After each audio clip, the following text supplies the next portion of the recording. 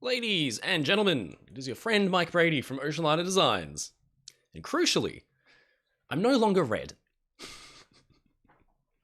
That's a small win for the channel. Don't you agree? I don't think I've ever done a live stream where I didn't look like a tomato. Cheers.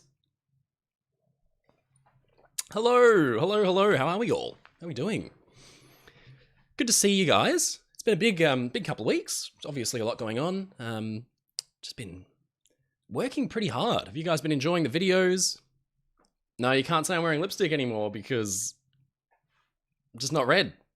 I fixed it. I actually owe an apology to Logitech Corporation because I feel like last time I was on a stream, I was making fun of their webcam, saying it was terrible. Turns out the issue was actually an IBM problem. And IBM, of course, standing for Idiot Behind Machine. It was me all along. I was the problem, in case you were wondering. Surprise, surprise. Mike Brady is technologically challenged. Good to see you all. Ewan Fawkes, yes, red tie. This is a little florally kind of one. Little groovy. We like it. It's not exactly historically accurate. That's all right. We can let it go. How are we going? Oh, Wheels says, been reading Tramps and Ladies and wondering what light ships are. First of all, great book. I assume you may have heard about it from one of my streams because I'm always talking about it. It is one of my favorite books of all time. Light ships were essentially used to mark dangerous approaches to harbors. Let me just drop the exposure on my camera here for a second because it's still... that's too much. Too dark or too light? Take your pick. We'll go too light. At least then I'm vivid. Light ships were used to mark out dangerous approaches to harbors. So essentially, in the place of a lighthouse, you could have a ship that was essentially just like a floating lighthouse. Essentially, it had a platform on it with a light that would be used to guide ships in safely, keep them away from dangerous points like rocks and things like that. Nathaniel says, Mike, you look pale and gaunt. Thanks, guys. Really nice to see you as well. Maybe I can bump my... You're never happy. You're just never happy with how I'm looking. Here we go. I look pale and gaunt. Is that better? Did I fix it? We'll leave it like there. Okay. We have got a super chat from Mr. Historic Travel Sam Pence. How are you, Sam? Good to see you, buddy. He says, I liked Tom Linsky's light hint that he may be working on a video about the Empress of Ireland. Then you mention it. Is there a collaboration happening? There is not, no. So I'm working on my own independent project, the Empress of Ireland. I'm not a member of the HFX team. So Tom's got his own team and they're working on their project. So they're mainly focused on making digital experiences and video games and things like that. My prerogative, I've really no interest or patience for that. So I'm making documentaries and films, as you guys know. So Tom, I think, yeah, they're planning on making an Empress of Ireland thing down the line by the looks of it, which I am not part of. Like, this is a completely separate project. When I was working with them on the Lusitania, imagine me as being more like a consultant. They kind of reached out and got me involved on working on the hull with them. But yeah, no, I'll be making my own thing. So I'm working with Liam Sharp and Jack Gibson. And we're making some pretty cool stuff. And in fact, I've got something to show you guys. We've named the project, so I think you guys will have seen. You will have seen that the Empress of Ireland stream has been announced and everything. It's going to be called The Death of Innocence. There's a lot of really cool things about this project I can't wait to tell you about. A few things I'm going to keep secret. But yeah, it's not a video game experience. You can't walk around the ship or anything like that. But you will be able to watch it unfold in horrifying detail. So no, it is not a collaboration with Tom Linsky and his team, although I do wish them luck. Kaiser Wilhelm II, not to be confused with Kaiser Wilhelm I, with a super chat, says, Hey Mike, a few questions. QM Part 4 when? Soon. No, I do have plans for Queen Mary Part 4. I don't know if this is giving away too much, but I'm going to animate, well, have Jack animate we're going to tackle the Kurosawa incident, which was when the Queen Mary cut a British cruiser in half. A friend of mine, Chelsea, who's a supporter of the channel, that's a little better. A friend of mine, Chelsea, who's a supporter of the channel, actually gave me a book on the Kurosawa incident that's really in depth. So I'm going to be kind of like using a lot of that information to animate the collision, which should be really cool. So that will be QM Part 4, her troop ship era, and you'll get to see the ship cut a light cruiser in half. Lusitania game cancelled? Lusitania game not cancelled. I've just made the hull, man. I'm just the consultant. I was brought in to help out on the hull, so I'm not at liberty to say. You'll have to annoy Tom Linsky with those questions from now on. And how was your trip on the Queen Mary 2? So good. Oh, it was awesome. I took my mum. I think I may have told you guys about this last stream, but I took my mum on the Queen Mary 2 for 9 days, and we just had the best time. The ship is spectacular. If you get the opportunity to sail with Cunard, you should do that, because it's unbelievable. I got to meet the captain, the chief security officer on board. He's named Dave. He's an absolute legend. Massive Titanic nerd. So we just kind of hit it off, and it was just an awesome, awesome time. So yeah, we had a very, very enjoyable time. It was good to get away. But it was funny, on board I was reading the memoirs of James Bissett when he was a Cunard officer from like 1904-ish. I think he was talking about he was either on Umbria or Campania, one of those two. And he was complaining about stupid questions that passengers ask officers. And I was thinking, nothing's really changed. In 120 years, nothing has changed. Logan Huffgarden says, you deserve this, Mike. You've come a long way. Thank you very much, mate. I appreciate that. Yeah, it's funny. I started my channel in lockdown as a hobby for fun. And occasionally I go back and look at my old videos and have a little bit of a laugh. Selena says, when are you coming to Bristol? The Great Britain is waiting here for you. Yeah. One day, when I get over to Britain, Bristol. So for those of you curious, the Great Britain was basically like the first ocean liner, really. What makes an ocean liner, you say? Why couldn't a sailing ship be an ocean liner? Sailing ships were at the beck and call of the wind, the wind and the waves and the weather conditions, whereas a steamship can kind of just keep chugging along and plow through it. So the first practical application of a big iron-hulled ship with a propeller and a steam engine that could maintain regular crossings reliably was the Great Britain. And she still exists. And in fact, she's over in Bristol. Well worth a look. And in fact, I think just across the way, there's a little pleasure ship, pleasure steamer. She's not a steamer, she's diesel engined. The Balmoral. I think she was a passenger ferry, and I drew her a little ways back. Very cute ship, and I would also like to see the Balmoral. Mordecalus, I'm disappointed I have to miss most of the stream. Sad. Use this for coffee to keep up the good work. Thank you, Mordecalus. Yep, I've got that much left. But it'll get me through. You guys know the channel is powered by Arabica bean coffee, so thank you for all your contributions. Very excited to say, Jack and Liam and I have been working really hard on the Empress of Ireland project, The Death of Innocence, and we have put together a teaser trailer for you. It is extremely short and very quick while we focus on building the rest of the video, but it kind of gives you an idea of the general mood of the video, what it's going to look like. So can't wait to show you. What else have we got here? Gee, we've got a lot of super chats from you guys. Catherine Ryan, hope for a story time this live stream, listening while at work. Story time? I don't know what stories I've got for you that you might be interested in. Was reading a really, really interesting book, actually. It was written about sailing ships coming out to Australia, which I know probably doesn't interest everybody, but less so about like the ships themselves, but the human experience of what it was like sailing out to Australia is actually unbelievable. So they were talking about, first of all, so many of these ships just disappeared. I think there were, the most famous probably is the Lockard, which got wrecked on Cove. Very famous story, and I'd love to cover it one day, actually.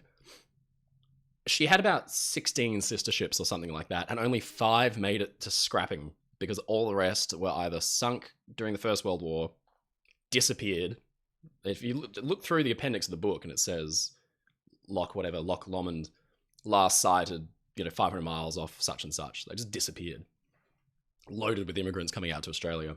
And then on one voyage, it was the Marco Polo, which is like the most celebrated immigrant sailing ship of all time, coming out to Australia. It was the fastest. It was put in charge of this absolute lunatic captain who, went as far south as he could and then sailed right under the world to get to Australia. Cut the voyage down from like 80 days to 67 days by a sailing ship, which was a record.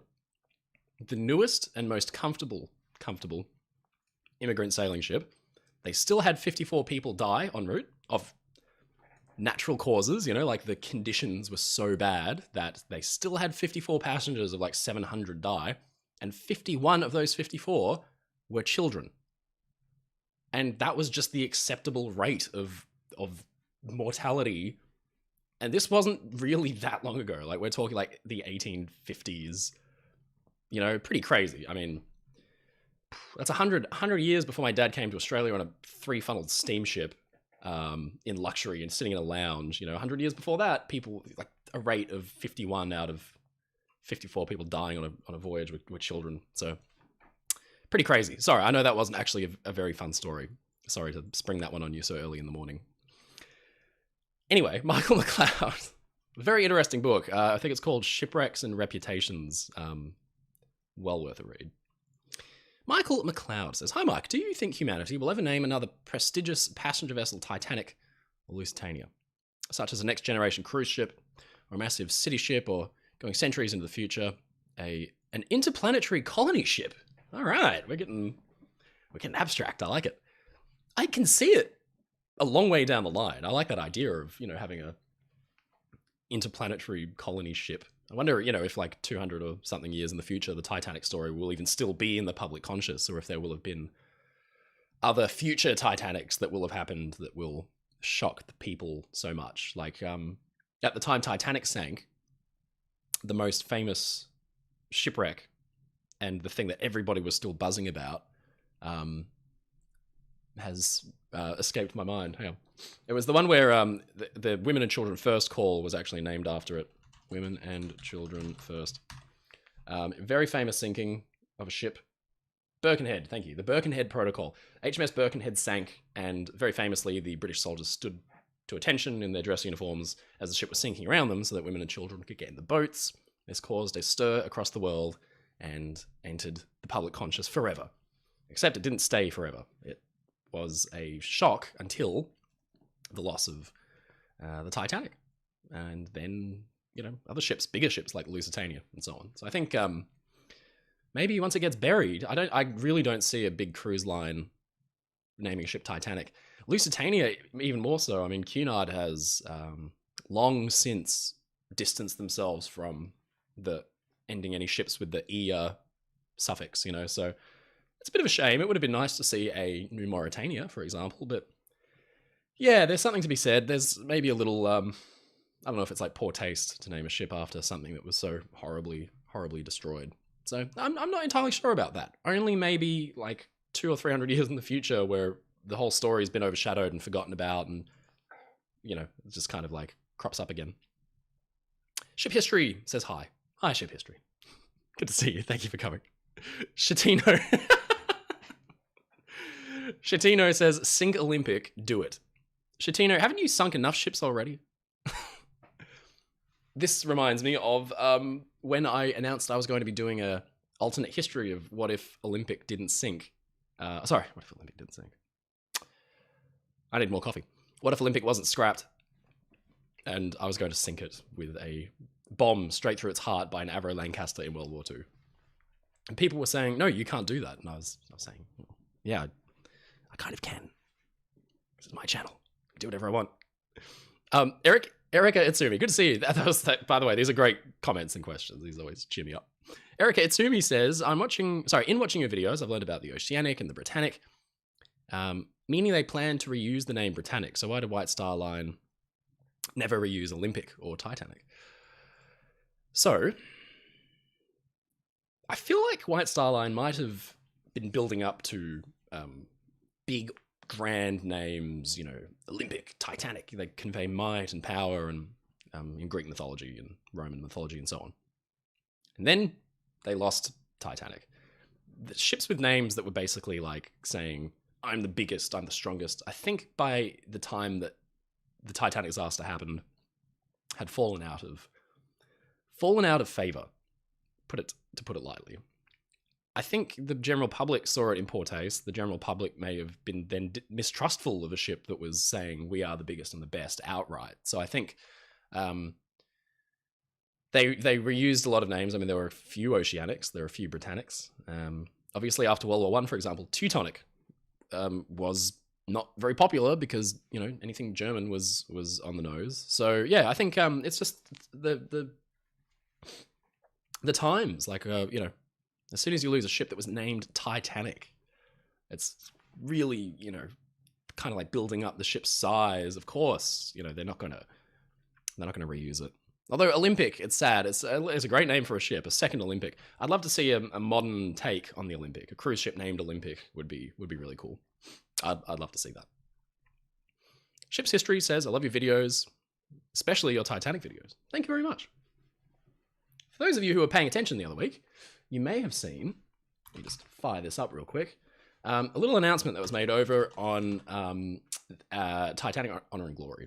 So I'm just going to show you this video real quick so you know what it is that I'm talking about.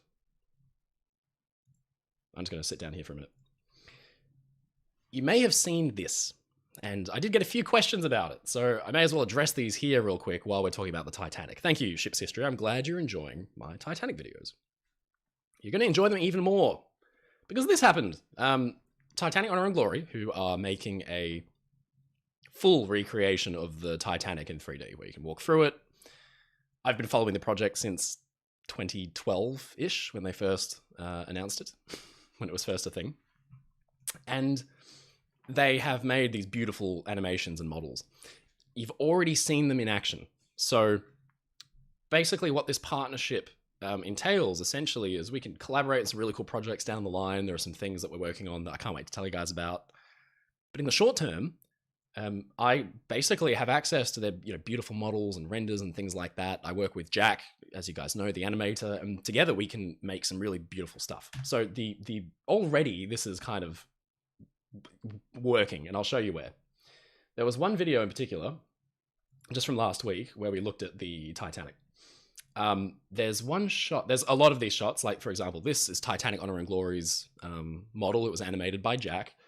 But there was one really cool shot where I'm talking about the Titanic's double bottom. And this was very generously supplied by Kyle Hudak. He's basically recreating the hull of the Titanic as it was, with every plate, every frame. And the reason for doing that is because the way that Titanic was built with shear, so the ship kind of sags in the middle and then goes up at either end. It's very complicated, and then building all the rooms inside that, you actually need the structural members to be able to locate it accurately. So this is one of the newer incarnations of the hull that Kyle's been building. He stripped it down to the double bottom. And the benefit, obviously, of actually making every part of the ship in this way is that we can make documentaries. So their primary focus is in making a resource for their game. A secondary spin-off benefit is that we can get these amazing shots and really understand how not just Titanic, but any ship of that era was actually made. Because and I've always said, if you can understand how the Titanic was built, this may as well be the Queen Mary. This may as well be the QE2. This may as well be the France. They were all built this way. And so if you can wrap your head around, all right, so, you know, here's the the keel bar, these are the floors, these are the frames, you can understand how all these ships were built. So being able to tear it apart and look inside and understand the various pieces is of huge benefit.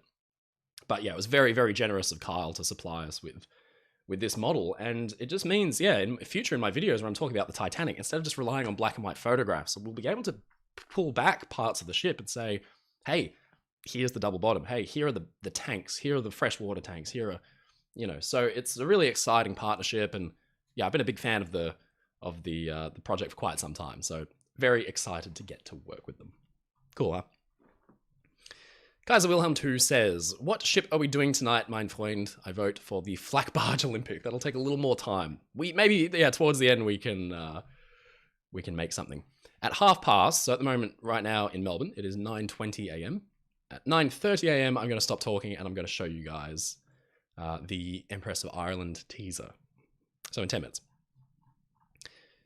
But until then, I need to go back and read all these super chats because I feel like I'm always missing a million of them. And again, I'm so sorry. I'm not skipping any of them.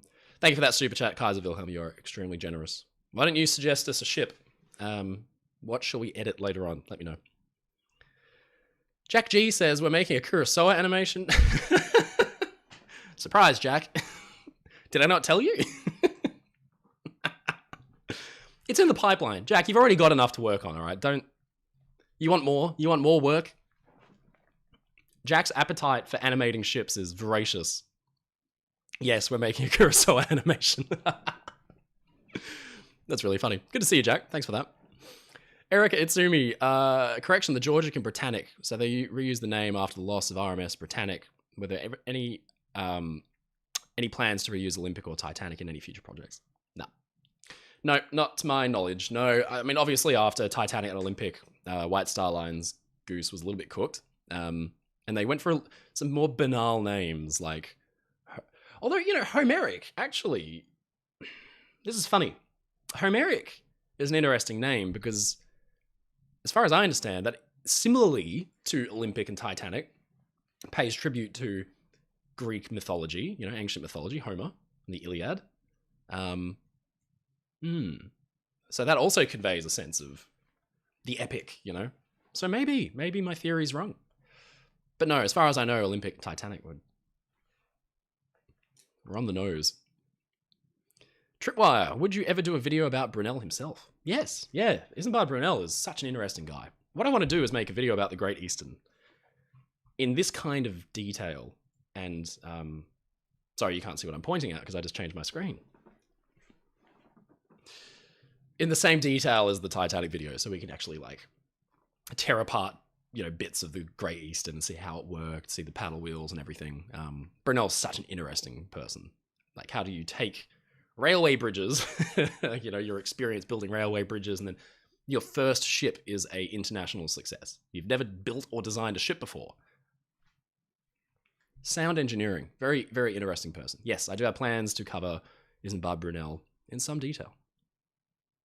Selena says, I want to hear you talk about the Battle of Jutland. Did you know that King George VI, who was then Prince Albert, witnessed the battle on HMS Collingwood? No, I didn't know that. Jutland's such an interesting story because the sheer horror of these ships with 1,500 men on board, 1,000 to 1,500 men, igniting and simply disintegrating.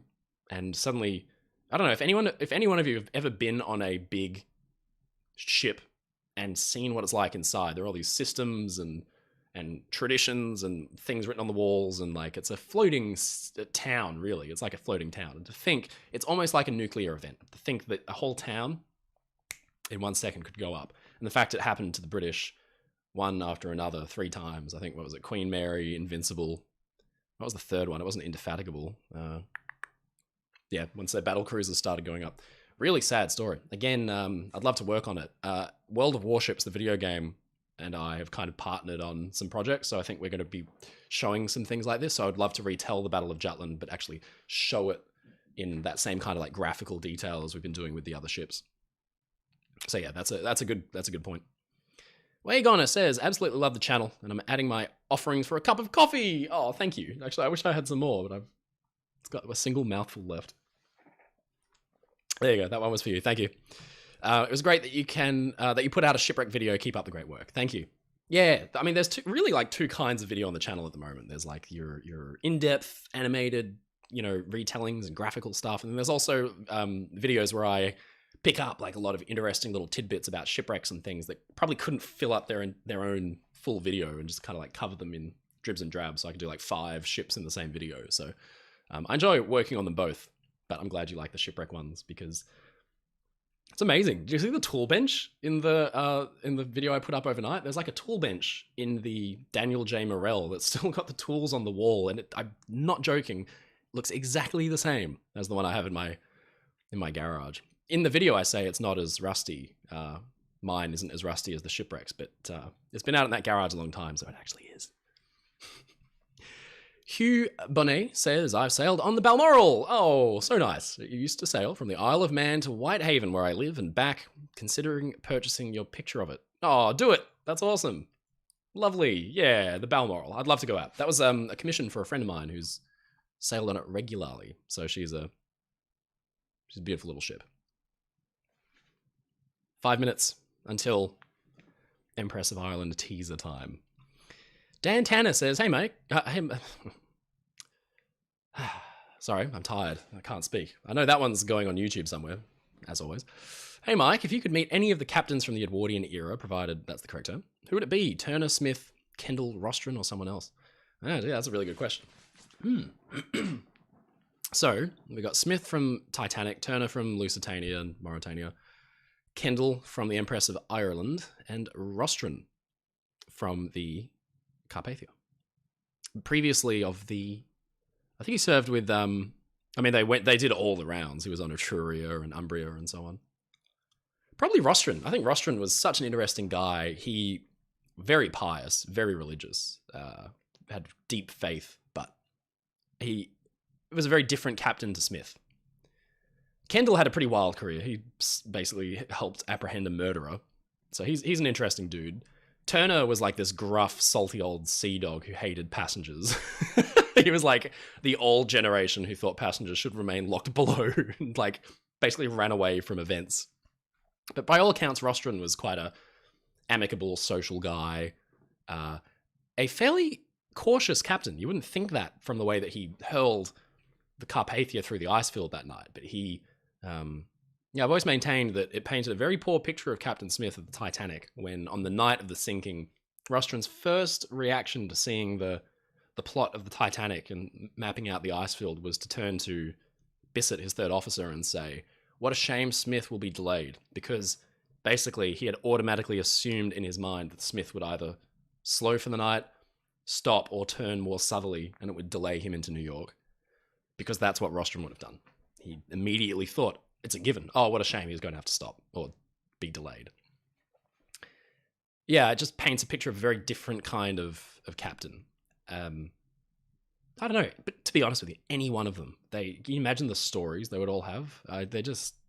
What a time to have been on the sea, because they all started in sail. They all started out in Cape Horners and Windjammers and things like that, and then ended up captaining, 40, 50, 60,000 ton ocean liners. It's just unbelievable. That's why I really loved doing that video the other week on the evolution of ocean liners, because you just think that where these people came from, the ships themselves are impressive, but you think that the men and women who were trained on these ships in all the various deck departments and things like that, to go from, like reefing knots on a schooner in the Great Lakes to mooring the Lusitania at Chelsea Pier in New York. I mean, it's just amazing. Huge technological jump.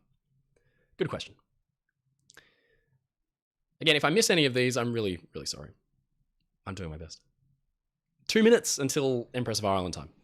Crazy Doctor Who. Hello there, Mike. Keep up the great work. Thank you. 2 questions. Would it be possible to do a size comparison between Lusitania and Titanic side by side? Yes, it would be possible. Question 2. I swear I've done that somewhere.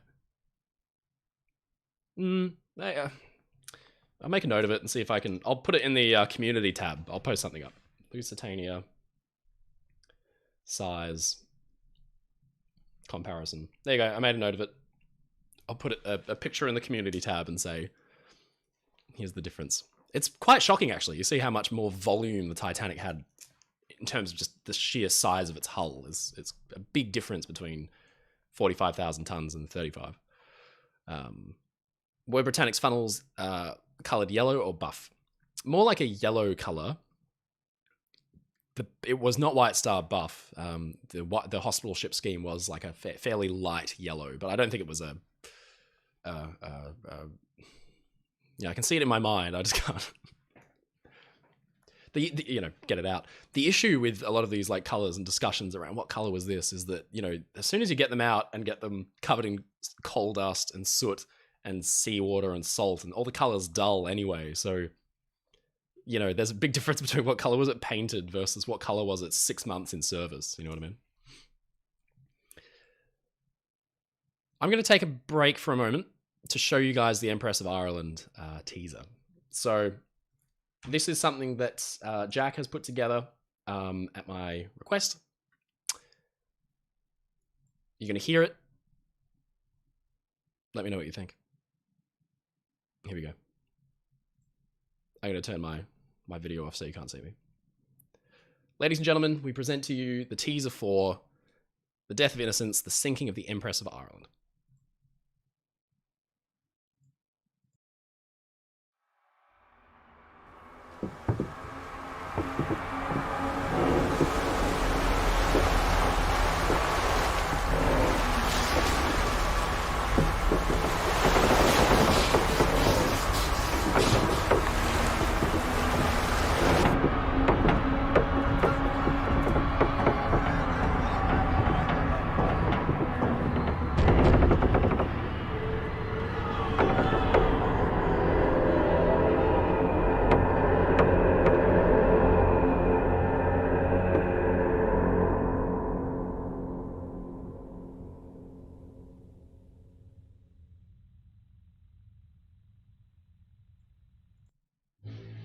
Pretty creepy, huh?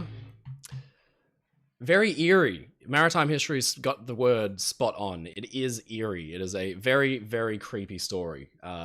The shipwreck itself is very sad because unlike Titanic and other wrecks, there wasn't time. There was not this time for like playing out the escape and the human stories and, you know, these emotional dramas. You were either, to quote an old saying, it was really just the quick and the dead. This staircase model was by Liam Sharp. He is our resident 3D modeler and was able to get this together in like a week. It's beautiful. I, for example, never realized that the promenade deck for the Empress of Ireland was actually just out through this door. There are some couches here. You're going to be very familiar with the interior of the Empress of Ireland by the time we're done with this documentary. It's not just a documentary, so we're going to have a commemorative live stream on around about the 29th, so to the anniversary of the sinking. I'll be joined by Jack and Liam, so they can tell you all about how they helped make this. We're going to have a documentary come out that'll be about an hour long, so that'll be quite big. And then we're also going to have a real-time sinking animation showing really just how quickly this ship sank. You know, it's really sad stuff. It sank in about 14 or 15 minutes. This is a beautiful model. Again, and it really just shows you how quite elegant the Empress of Ireland was, for the fact that it's quite funny. Even though the ship was a kind of like a B-tier transatlantic liner, I mean, she wasn't to the same scale as, you know, your Lusitanias or your Titanics or Olympics, but she was extremely comfortable for the time and a very, very popular liner, especially among Irish immigrants. So I've got quite strong Irish heritage. I've always had a strong attachment to the story of the ship. You can see behind me here, I've actually got a couple of artifacts from the sinking. I've always been very interested in it. So to be able to show you guys what it looked like and sounded like and try and recreate the story as faithfully as we can, because it's just never been done. I don't think anyone's ever recreated it to this degree of accuracy. So anyway, there you go. I hope you enjoyed that little teaser. Liam's done an amazing job. Jack did a great job animating it. So thanks so much, guys. Well done. Keep an eye out the next couple of weeks. You're going to be seeing more of this. I'm going to publish this teaser in full on my YouTube channel shortly. I've just been reading your comments coming through. I'm glad you guys are excited for this. I have to balance the tone here because the story is tragic and horrible. But at the same time, we're also very excited to be telling you it in our own way. So you have to be really careful. Like the name of the project, the name of the video is called The Death of Innocence. And I think I said something really stupid in my Discord or something where I was like, guys, I'm really excited about this, and posted So I'm really excited about the death of innocence. Anyway, yes, no, we're really excited to show you guys. So thank you. So there you go. That was that's our teaser. I'm going to publish that in full. Just give me a minute to scroll back and catch back up with your super chats, because I feel like I've missed a couple. So I am sorry for missing them. Let me just see, make sure I didn't miss any.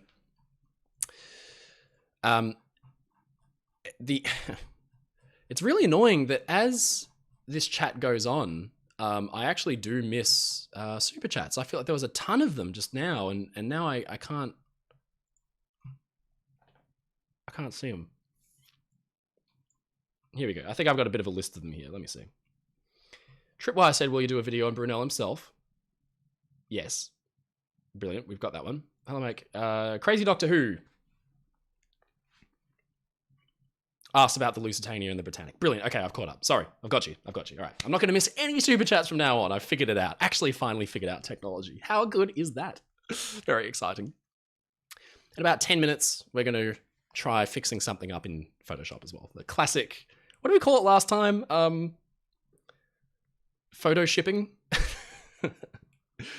Ship History said, when I own a shipping company, I want to build Titanic in the most respectful way in a ship build. Do you think that's a good idea? Absolutely. Yeah. Build whatever you can. I think that's a great idea. Pay a nice little tribute to the ship, get some deck plans up and go crazy with it. That'd be very exciting. Would love to see what you do with it.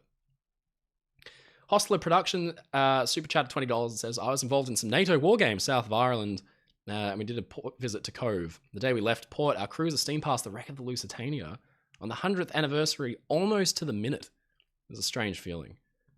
That's spooky. Yeah, it reminds me of, I think Bill Paxton was writing about on the Ghost of the Abyss expedition with James Cameron out to the Titanic wreck. As they were leaving, it's quite eerie. They had like this weird white fog that appeared out of nowhere, and it looked like a white rainbow, I guess is how they described it. And it was kind of like a very eerie moment. I'm sure that would have been quite spooky. But that's very interesting. You're involved in NATO war games where you, I assume, Navy or something? If you did a port visit, it must be Navy. That's cool. Prinz Eugen, the German heavy cruiser, has super chatted $5 and says, when will you rejoin the Minecraft server for more ship tours? When are you coming out to California to see the Midway and the Queen Mary? Soon, and soon, and soon. The Minecraft thing I can do soon. I have my other channel, the Mike Brady channel, which you should subscribe to if you're not already. That's where I do more kind of relaxed, fun things like Minecraft tours and things like that. So I might do some more on that. Just haven't had a lot of time to do it, but hopefully now I can balance it out a bit more. When am I coming to California? I just don't know, but hopefully soon. And how cool would it be to film on the Midway and the Queen Mary, huh? When I do it, I'd love to organize a thing where it's kind of like a ship nerd get together kind of, I don't know, like on the Queen Mary, you know, imagine we could do like I don't know, something. Everyone comes down and stays on the Queen Mary and we can all chat ships. That'd be fun. John Bristol says, during Britannic's sinking, would Captain Bartlett have been able to turn the ship more quickly if instead of merely stopping the starboard engine, he put it in reverse? Yeah, I believe so. That was the great benefit of paddle wheel tugs. I wondered why tugs with paddle wheels remained so popular for so long. It was because each paddle wheel could operate independently. So obviously they could move ahead or one could go in the opposite direction. Am I doing that right? Anyway, meaning that the tug could actually turn within its own length, which is pretty remarkable, like a helicopter, basically. So if you apply that to an ocean liner, I think it would have cut a little bit of time off her turning circle. They just couldn't make it. Unfortunately, the portholes and side lights being open against protocol, obviously the ship was in a spot of bother, to say the least. So, no, unfortunately, I don't think they would have made it. But yes, she could have turned a little bit tighter. Eric Turner says, if Titanic's center propeller could have gone in complete reverse, would it have been enough to miss the iceberg? So Titanic's propeller, the center propeller was powered by the steam turbine, which could only spin in one direction because it's essentially like a giant series of fans on a rotor spinning that rotor, and it can only go in one direction. Unless they introduced reversible pitch blades, then it could spin in the opposite direction, but they hadn't done that yet. The issue with Titanic and the iceberg was that it was just too late. They saw it. It takes a lot of effort to turn a big ship like that, and even then, it doesn't turn like a car. You can point the nose in that direction, but it'll still keep doing this for a while. It'll still keep basically drifting. It's like, imagine trying to move something that's, you know, like 45,000 tons, rolling it on marbles. You can point its nose that way, but it'll still keep going in whatever direction it was going, at least for a while, until it can get enough push in that direction. So, unfortunately, Murdoch did a pretty good job, in my opinion, of skirting around the iceberg as best he could by porting around. So he swung the nose in the opposite direction so that the stern section wouldn't be opened up. Imagine if he hadn't ported around and Titanic actually suffered damage along the entire length of her hull. The ship would have sunk in like minutes, not within like 15 minutes, maybe half an hour, 45 minutes or less. The power would have gone out very early. It would have been an absolute disaster if he hadn't ported around. So I think, unfortunately, the central propeller couldn't really have contributed much. James says, will there be a video on the Aquitania? Yes. So if you guys watched the evolution of Oceanliner's video that Jack and Liam and I did a couple of weeks ago, you will have noticed that we set it up for a sequel. It's actually going to be a series of videos. So my plan is to cover the 4 final liners next. So that will be Mauritania and Lusitania, Olympic, and the Aquitania. And then leave it for the 3rd episode to go into the German superliner, so Imperator, Berengaria, the Leviathan, kind of like that new era of ocean liner. And basically, we're going to follow the evolution of liners through about 5 or 6 episodes, all the way up to the Queen Mary 2. Spoiler alert. So that'll be really cool. So yes, there will be video on the Aquitania. Gomzilla says, I think you historic travels, big old boats, and part-time explorer, the big 4 of talking about ocean liner history, just like the White Star's big 4. Thank you. What White Star big 4 ship would I be? There's a question for you. My granddad was Irish, so maybe I would be the Celtic. Ship History says, do you love the James Cameron Titanic movie? I do love the James Cameron Titanic movie. It is a favorite. I think does a really good job of bringing it to life. You know what I mean? It's pretty spooky seeing all the people falling and yeah, you know, that's the only issue with like these real-time sinkings and animations that we do, is that they're impressive to see what the ship went through, but you have to use your imagination to think about what it was actually like for people in that scenario. And so in the James Cameron movie, when the set is sinking and the extras are there doing their thing, and suddenly the ship is sinking underneath them and the water's coming up around their knees, you know, that's real. And I'm sure that a lot of them, the first couple of takes, would have been, you know, panicking a little bit, quite nervous about this idea that this huge set around them is suddenly dropping in the water. It would have been pretty remarkable. It would have been pretty remarkable. So yeah, no, I do love that film. I wish I was an extra on that film. It would have been fun in a dark kind of way. ND Cody says, thank you for your videos, friend. Thank you for watching. It's the only reason I make them is because you guys watch them. Catherine Ryan says, favorite art piece you've made, can we see? Beautiful accent, by the way. Thank you. I'll thank my parents for you. Favorite art piece you've made? I really don't know. I don't think of what I do as as art. I was an illustrator for a while. Can I get back to you on that one? I'll have to think. I don't think there's a... yeah, because I just don't think of it as art. I mean, you can see this thing over here. I've got a big print of the Australis in a frame. I'll have to think on that one. That's funny. I just, yeah, you know, it's like it's a philosophical discussion. Is illustration art? Is there a difference? I don't know. Let me get back to you on that. I'll have to think about it. Hammer and Hearth says, for the Great Eastern, thank you for the super chat. For the Great Eastern, you need to get access to a copy of J.S. Russell's The Modern System of Naval Architecture. The plate atlases are massive and gorgeous. Ah, thank you for that. I'm going to make a note. You guys know more about this stuff than I do. J.S. Russell. Modern Systems.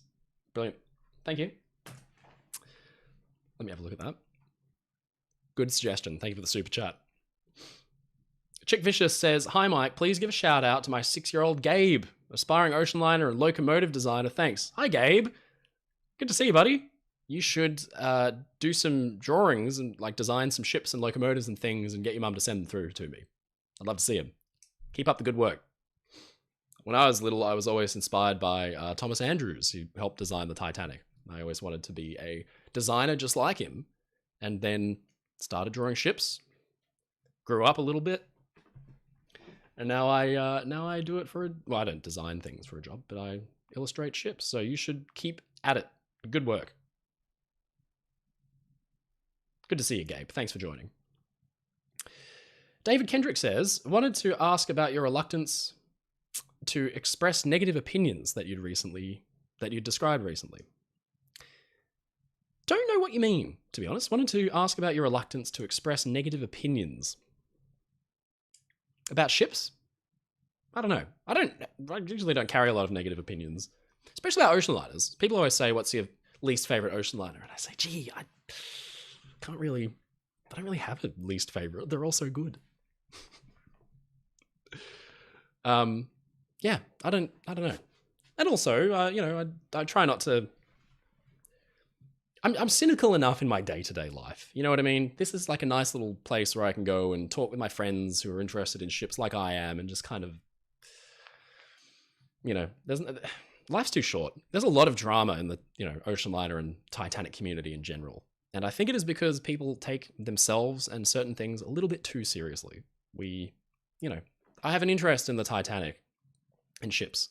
This may shock you guys, but I've also got an interest in airplanes and the Second World War and things like that. You know, ships are an easy avenue for me to kind of talk about, but I could just as easily sit down and bore you to death about the Supermarine Spitfire and the Hawker Hurricane and why the Messerschmitt 262 fundamentally probably wouldn't have changed the course of the war if she wasn't turned into a bomber. Anyway, see?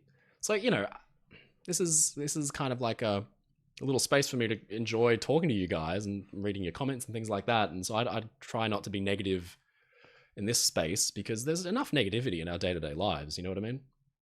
My life's just as banal and normal as anybody else's. I just draw ships and make videos for a living. Erica says, "During your research for the Hood video, there's a debate about her final moments. In the hunt for the Bismarck, as her bow is sinking, her B turret fires a final salvo. The other is when C magazine blew. It vented into B mag and blew it up. What are your thoughts?" Yes, so very famously, as the ship's bow was kind of like pointing skyward, she's been blown in half. She's being pulled under. And then the B turret, just as it was slipping below the waves, seemed to fire a final salvo of shots in the general direction of the Bismarck.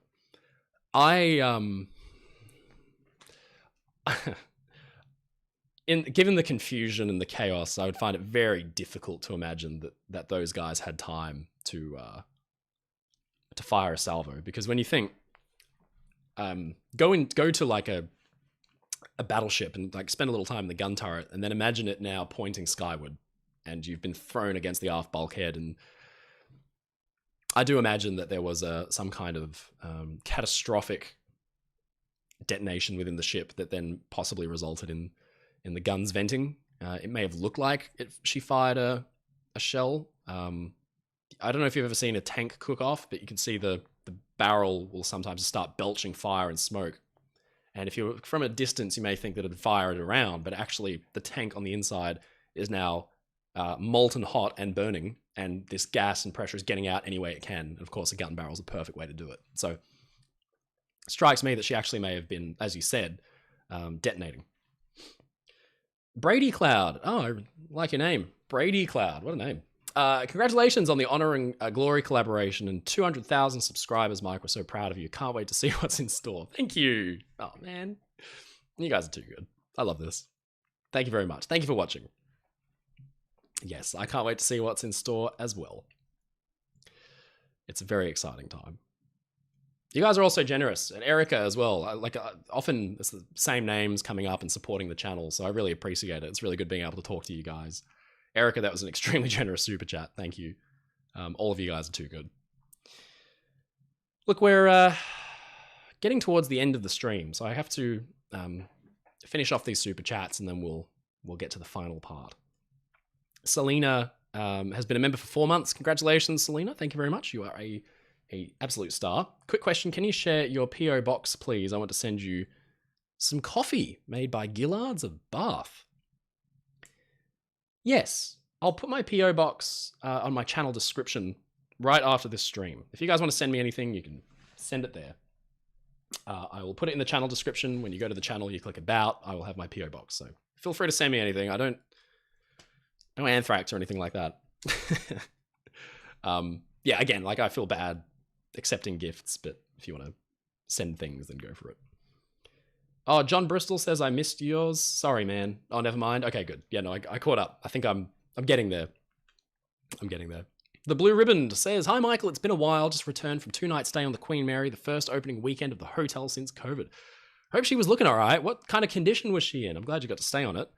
Again, very jealous. Wish I could have joined you. That sounds awesome. Yeah, tell me what you thought of it. Had they spent a lot of time doing it up? Did she look weird without lifeboats? Chris Nicholson says, congrats on 200k, Mike. Definitely more than well earned. Thank you, mate. Very much appreciated. Any chance in the future of a print of the Normandy? She's recently become my new favorite. Yeah, the Normandy drawing. That's a good one. I did almost finish it. I've just got like a few like basic things left to do. I'll see if I can show you a picture of it where she's at now. Let me go and let me have a quick look. I just got to remember where I put it. Drawings. Yes. The Normandy will probably be the first drawing that I finish for the longest time. I think the last drawing I did was like 2 years ago. I can't find a picture of it, but anyway, the drawing is almost done. So yeah, the Normandy will be done. I'll keep you posted on that. Shatino says you sound Irish. No British. No, you're Swedish. I know one sentence in Swedish. Jag tycker om det. Roadbury says, great upload today, Mike. Looking dapper as always. Cheers with a coffee. Cheers, Roadbury. Good to see you. Always the same folks. Good to see you, my buddies. Gomzilla, I'd say you're the Celtic. Thank you. Yes. I'd say I'm the Celtic as well. James says he's excited for the History of Oceanliner series. Glad that Aquatania made it in for the next one as there's not many videos about her. Congratulations on 200,000 subscribers. Thank you. Yeah, I guess I kind of glossed over that whole thing. 200,000 subscribers. Pretty crazy. Very excited. Yeah, I would never have thought we would get here, but here we are. David Kendrick says, who do you fancy this weekend? Giants or Saints? Which is your favorite footy club? For those of you who don't follow Australian rules football, this may not be that interesting. But David, you've picked me for an AFL fan. I'm going to back the Saints for this one, and I follow Collingwood, believe it or not, which explains why my teeth are so bad. He'll get that joke. TJ's World says, as depicted in the 1997 Titanic movie, was it true? The ship was going at a faster pace than it should have been. And if it was going slower, would it have missed the iceberg? It's a good question. It's an interesting one. It's the captain's call. So people can fight me on this. I'm of the opinion that Captain Smith is directly responsible for the loss of the Titanic. There's a few reasons why. I may make a video about it and outline them. But I think he made a series of poor decisions, whether or not they were influenced by Bruce Ismay and the White Star chairman's role, the fact that he was on board. I don't know. I think he made a few bad calls. So, yes, I think he was going too fast. He made a gamble. He thought it was clear, and because it's clear, therefore, he thought we'll see any object in front of us in time to stop. He should have been going slower. Other captains in the area had done just that. They had stopped for the night. They had slowed. Carpathia's captain figured that's what he was going to do. He thought Smith was going to slow down, but he didn't. If she was going slower, it just would have given them more time to see the iceberg and possibly maneuver away from it. So I'm going to say it's probably more likely the Titanic would have missed the iceberg if they were going even a little slower. 14 knots, 13 knots. So, yes and yes to those two. Colliding Planet has super chatted $10. Thank you very much, Colliding Planet. Hugh Brown, I love your theory that if Titanic had extra lifeboats, it wouldn't have helped much. What are your thoughts on the lifeboat capacity? The SS Pacific of 1854. Tom Linsky's video on it is amazing. Yeah, the Pacific's an interesting one because she just vanished. Yeah, Tom's videos were great. Fully animated by Liam Sharp, no less. Liam, and modelled, I believe. Liam's a legend.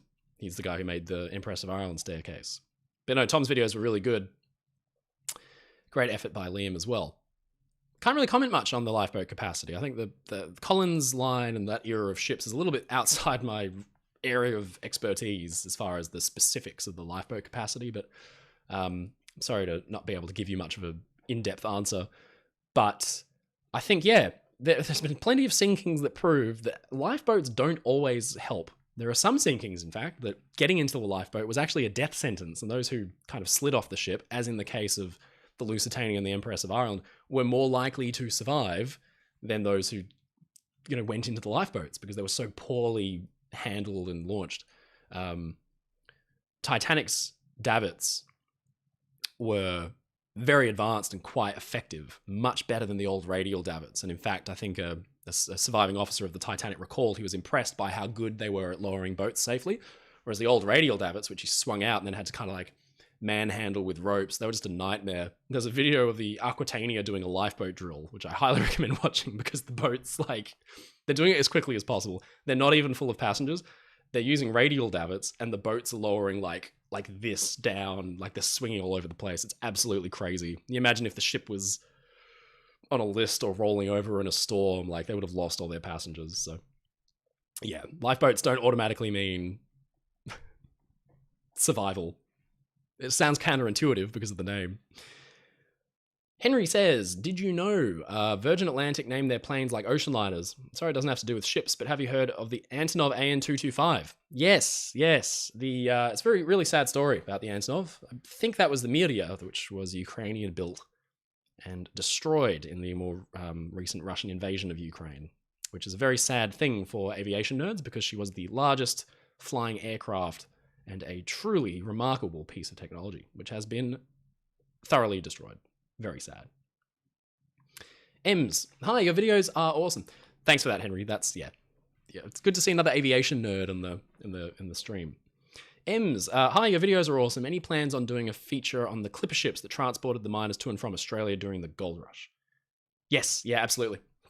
The clipper ships, all that stuff is really fascinating to me. I don't know how I'd kind of do it. I'm thinking on it. There's enough bizarre and fascinating stories about these ships, especially from the books that I've been reading, that will haunt you. They're amazing stories. So yeah, I would love to cover them.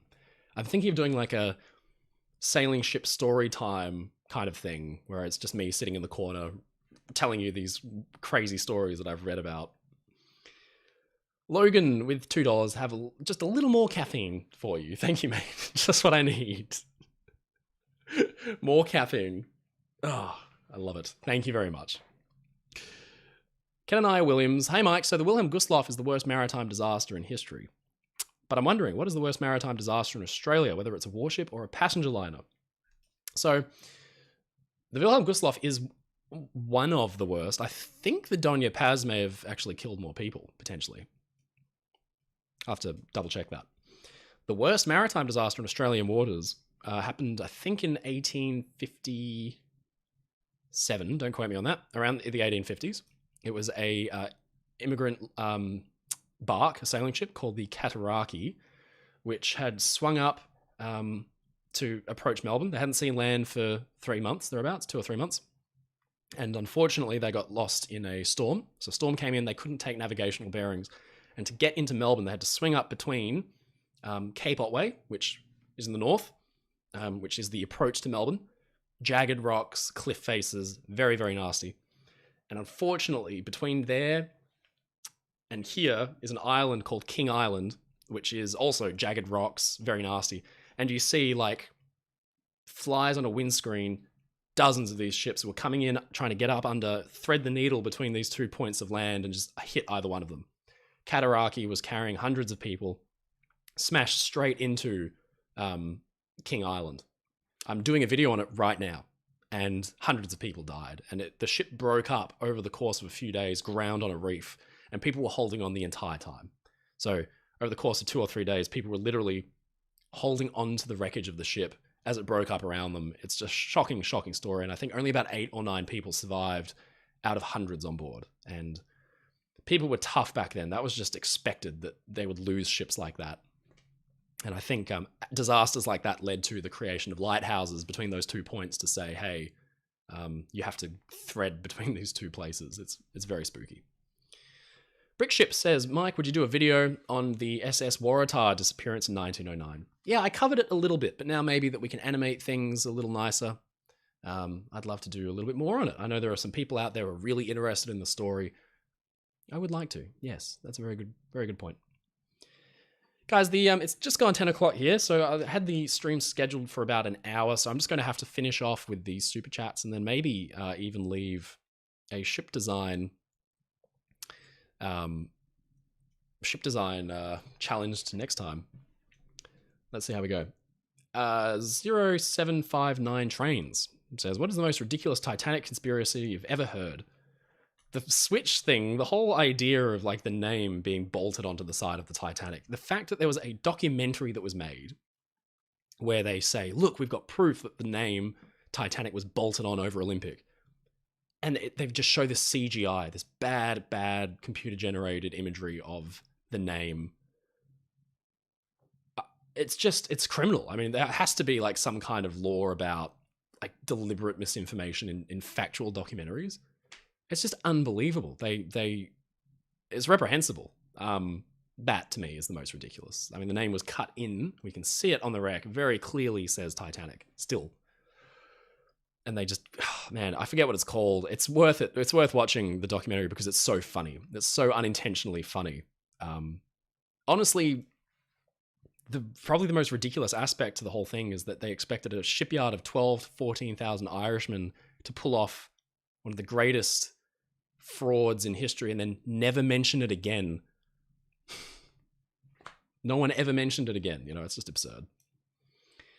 Superfly Brothers MJ says, I've spoken to Captain Rostron's granddaughter. She once told me a story of him calling Smith's choices about Titanic speed absolutely terrible. Very interesting, and I know he thought that. Because on the night, he said, he figured, hey, the guy's going to have to slow down. That's very interesting. Jet Lincoln says, I think you're missing a crucial discussion in dynamics of crew and the evolution of that with your opinions of Smith. And he's in a similar position to KLM Tenerife captain. Remember, every disaster is a Swiss cheese model, holes must align. Thanks for the super chat. That's very generous of you, by the way. That was a $50 super chat. Yeah, interesting point. I agree. There's a lot of factors at play. You're right. A lot of things have to align. I've always given, the White Star Line and Harlan Wolff benefit of the doubt for claiming Titanic was unsinkable. How could you not say that given the rate of technological evolution? Smith must have had supreme confidence in his ship. The simple fact, though, is that he just made the wrong call. He on the night of the sinking, the danger of icebergs were very, very well known for hundreds of years. People had been scared of hitting icebergs for hundreds of years. On the night of the sinking, Smith was going straight through an ice field on a moonless night, and typically, in that scenario, you'd have men positioned at the very forward end of the prow, at the very point of the bow, the head of eyes, I think it's called, below the crow's nest, because in that way, on a moonless night, any object on the horizon you'll see sooner than if you saw it on the crow's nest or on the bridge, because you're lower down so it will stand out against the horizon. But Smith maintained his speed without posting additional watch, which is honestly unbelievable. The fact that he actually gambled with his passengers' lives because it was a clear night, and he'd taken a gamble, because as he turned in for bed, he essentially said, wake me if visibility deteriorates. If a mist arises, wake me up, because then all bets are off. Then the gamble that he'd made, everything changes, because visibility is not great, so he probably will have slowed down and stopped.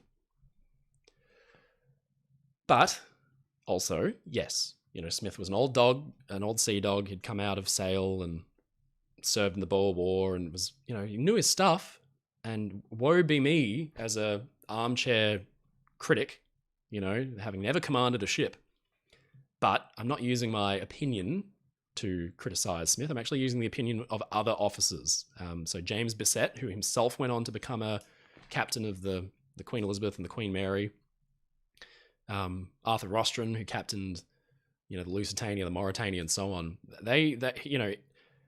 In his book, Tramps and Ladies, Bissett doesn't actively criticize Smith's decisions, but he does make little remarks every now and then where he says, he's talking about ice in general, not even talking about the Titanic. And he says, basically, obviously a captain would slow down, and obviously a captain would do this. He's not directly referring to Smith, but he's giving you enough that you can figure out what he means. So, there's obviously a lot going on, but I think, unfortunately, Smith, he's been painted a lot as he's a very sympathetic guy. His last voyage, in theory, apparently, before his retirement, you feel for him in the movie. It's a very sad moment, but also it's pretty hard to argue with these facts that he made a few decisions that were pretty questionable. But I'd be interested if a ship's master ever watches one of these to weigh in with their opinion. Again, I'm not a historian. I'm not an engineer. I'm not a ship's captain. I'm an enthusiast with too much time on his hands. So, people may have different ideas.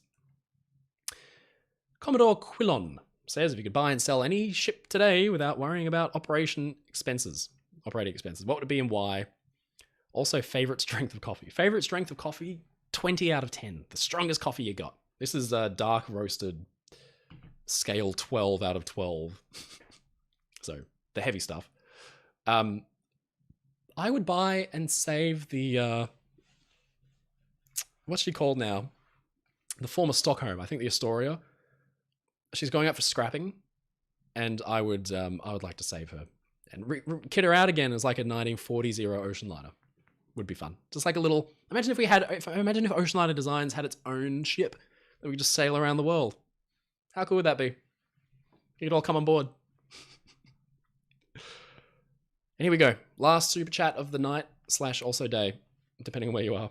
Shea Locomotive Productions says, is the SS Nomadic in the Titanic movie? It is, very briefly. You can see it tied up along Titanic at Cherbourg, where she's on the starboard side of the ship. That beautiful little sunset picture. And she's loading passengers and mail. Ems, that's not coffee, that's jet fuel. Oh yeah, that's the good stuff. Brendan, Mike, what did you do before Oceanliner Designs? What's your education background? I'm not sure if you said it already. If you did, I'm sorry. No, that's all right. I studied industrial design. So I graduated at Monash University in Melbourne. I did industrial design, which is like product design, essentially, concept ideation.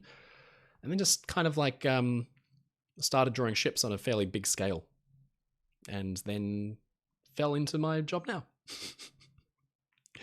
Jet Lincoln says, as an airliner ship's captain, I would actually love to discuss crew dynamics, how they all relate to ocean liners, etc., the evolutions of philosophy. Really cool. Look, in the comments for this stream, in the actual comment section, not the chat, leave some thoughts. Yeah, write me out some notes and I'll give it a look. That's really interesting. Yeah, it's a really interesting discussion. Very interesting. The dynamic on board as well, it's the same with business. Leadership structures and things, you have different dynamics and cultural work environments. Ismay's presence, what did that do to Smith's decision making? I've always wondered about that. So yeah, please show us your thoughts. This is so classic when I'm like last super chat, and then you guys are just too generous. Grem Paltaken says, would you consider doing a video about the Spirit of London, aka Ocean Dream? It was launched in 1972 and then was documented on film in detail as the setting and filming location of a Columbo episode. No, I'll have to do some reading on that one. That's a new one for me. The Spirit of London. Let me have a look. Thank you for that. I always appreciate being told new things about ships. Things that I just didn't know about. Catherine Ryan, have you thought of an illustration to show? Oh yeah, hang on. All right, I'll show you something. Hang on. I don't know. I've literally got one unframed. Hang on. Let me go and get something.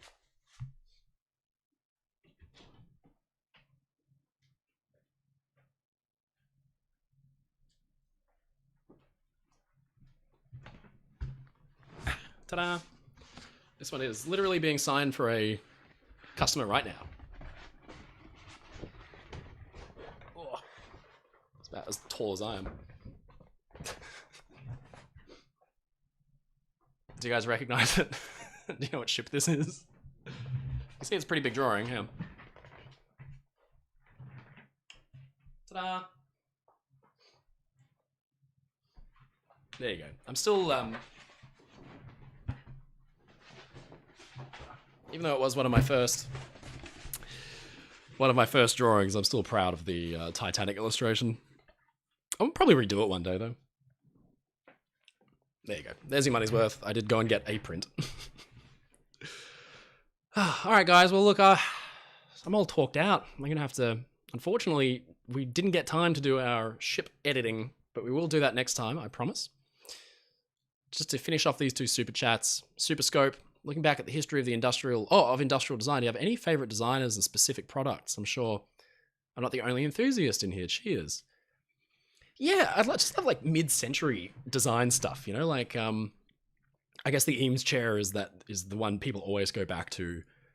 Honestly, I'm probably the most impressed and influenced by Bauhaus. I know it's not probably like the first thing people would think of in industrial design terms, but especially the furniture design is so out there and bizarre. If you guys aren't that familiar with Bauhaus, yeah, go and check out what these people were doing in like 1919. They were making designs for chairs and things that you would see in an office today. I think Bauhaus is just like the bee's knees. Very, very cool.